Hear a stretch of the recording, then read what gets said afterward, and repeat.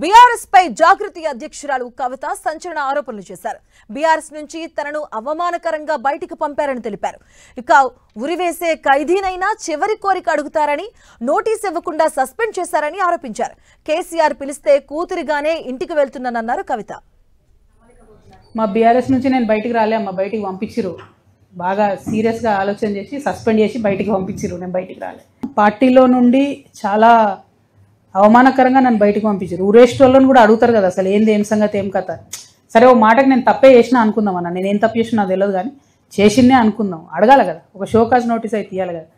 డైరెక్ట్గా సస్పెండ్ చేయడం అన్నది చాలా అవమానకరం అన్న. నేను కూడా తెలంగాణ బిడ్డనే, ఆకలినైనా తట్టుకుంటాం కానీ అవమానాన్ని తట్టుకోలేం కదా. అందుకే నేను కూడా ఎమ్మెల్సీ పదవికి రాజీనామా చేసిన అన్న. డెఫినెట్గా పార్టీ ప్రాథమిక సభ్యత్వానికి రాజీనామా చేసిన.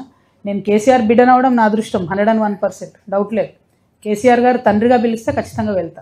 రాజకీయంగా చర్చించడానికి ఏమీ లేదు, చర్చించేటటువంటి నావ దాటిపోయింది కదా, నా టైం దాటిపోయింది. తండ్రిగా పిలిస్తే ఖచ్చితంగా వెళ్తాను. తండ్రిగా, తల్లిగా వారిద్దరిని చూసుకోవడం, వారికి ఆరోగ్యపరంగా కానీ ఇతరత్ర ఏమైనా ఇష్యూస్ ఉన్నా కూడా ఖచ్చితంగా పోతాను. నేను బిడ్డని, దానిలేము. పాలిటిక్స్ వేరు, పర్సనల్ వేరు. పొలిటికల్గా మాత్రం బీఆర్ఎస్ పార్టీతో నాకు ఎటువంటి సంబంధం లేదు. రాజకీయం లాస్ట్ 1 year చేస్తాం, అప్పుడు చూపిస్తాం ఆడపిల్లలు ఎట్లా రాజకీయం చేస్తారు. ఇప్పుడు అవసరం లేదు రాజకీయం, ఇప్పుడు ఓన్లీ ప్యూర్లీ